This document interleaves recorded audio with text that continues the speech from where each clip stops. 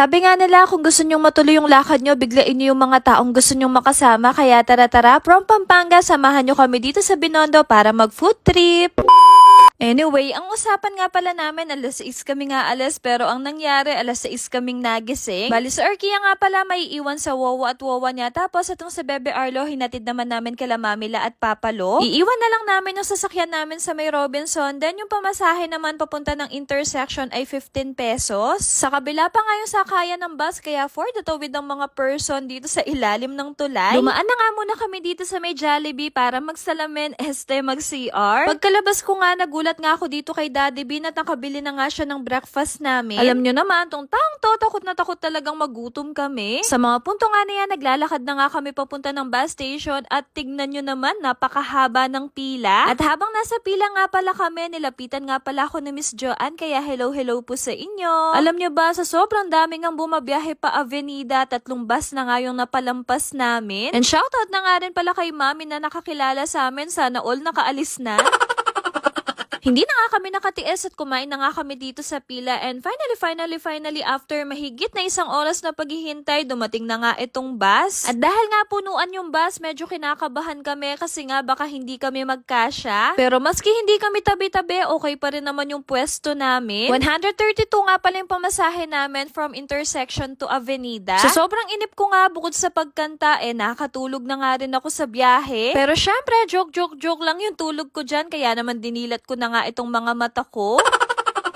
Then, meron nga palang bumaba, kaya nagkaroon ng chance na makatabi ko nga itong si Daddy B. Alam nyo ba, tawang-tawa nga ako sa kanya. Paano ba naman kasi gustong-gusto na nga niyang kainin na itong burger steak na binili niya. Ito pa naman burger steak ng Jollibee, napakatindi talaga ng amoy. Kaya sorry po talaga sa mga nakasabay namin sa bus. And pagpasensyahan nyo na po tong asawa ko dahil nga gutom na siya. Pero in fairness naman, maski matagal nga kami naghintay sa may bus station, napakabilis nga lang ng biyahe at nandito na nga kami sa may Avenida. Hindi ko nga alam kung sino yung may balat sa puwet sa dalawang to, dahil nga pagkasakay nga namin dito sa may e-bike, bigla na nga lang umulan. From bus station nga pala to Binondo, 150 pesos nga pala yung binayaran naming tatlo. Tapos dito nga kami hininto ni Kuya sa may Binondo Church. Actually, ito na yung pang 3rd time namin ni Daddy B na pupunta dito sa Binondo, kaya medyo alam na namin yung mga pasikot-sikot dito. Kaya naman kung nagbabalak din kayo mag food trip dito sa Binondo, naku, panoorin nyo na lang tong vlog namin hanggang dulo. Bali yung kanto nga pala na papasukan namin, tapat siya ng Schwanky, side ng Chooks to Go. Dito kasi makikita yung famous dumpling na nire-recommend nga ng mga food vloggers. Actually, natikman na nga din namin to last time and mararecommend ko nga din to sa inyo. Dito nga pala sa Dongbei Dumplings, for takeout lang sila, kaya naman kinain na lang namin dito sa may tapat. Then for reference nga pala, ito naman yung kanilang presyuhan dito. Yung in-order nga pala namin dito, yung kanilang bestseller na boiled kuchay with pork dumplings. Pero seryoso ha, napakahirap i-chopstick nito, kaya naman tinusok ko na lang. Sa dinami-rami na ng mga natikman ko na dumplings, ito talaga yung pinakamasarap at legit. And napakasarap nga na to, lalo na kapag mainit-init pa, kaya marerate namin to ng 10/10. Actually, dito sa Binondo, kulang talaga yung 1 araw nyo dahil nga maraming pwedeng kainan dito. At para naman sa 3rd stop namin, tandaan nyo lang tong Holland. Dito sa side na to, merong Eskinita. First time nga pala namin matatry yung fresh lumpia dito dahil nga last time nung pumunta kami, sarado sila. For its price naman na 100 pesos, very sulit na kasi tingnan nyo naman, siksik yung laman. Tapos, ang ginawa nga pala namin, naghati-hati na lang kaming tatlo. First bite, bali yung nalasahan ko kaagad, napaka-fresh nga ng mga gulay nila dito and medyo manamis-namis siya. Kung wala nga sana kaming pupuntahan pa na ibang mga kainan dito, kayang-kaya nga naming ubusin yung isa. Then after namin dito, naglakad-lakad naman kami hanggang sa nakita namin yung isa sa famous restaurant dito, ang Sincerity. Sa mga oras nga na yan, habang patawid kami, bigla na lang bumuhos ang napakalakas na ulan. Monday nga pala kami pumunta dito, kaya walang gaanong pila. Pagkaupo nga namin, nag-order na nga kami kaagad. Then ito naman yung kanilang presyuhan dito. Uy, in fairness ha, napakabilis ng service nila dito at dumating na nga kaagad itong aming in-order. At syempre, bago kumain, nag-mandatory grouping na muna kami. Bali, nag-order nga pala kami ng Sincerity Chicken, Lomi, and Oyster Pancake. Ang sabi nga pala nila sa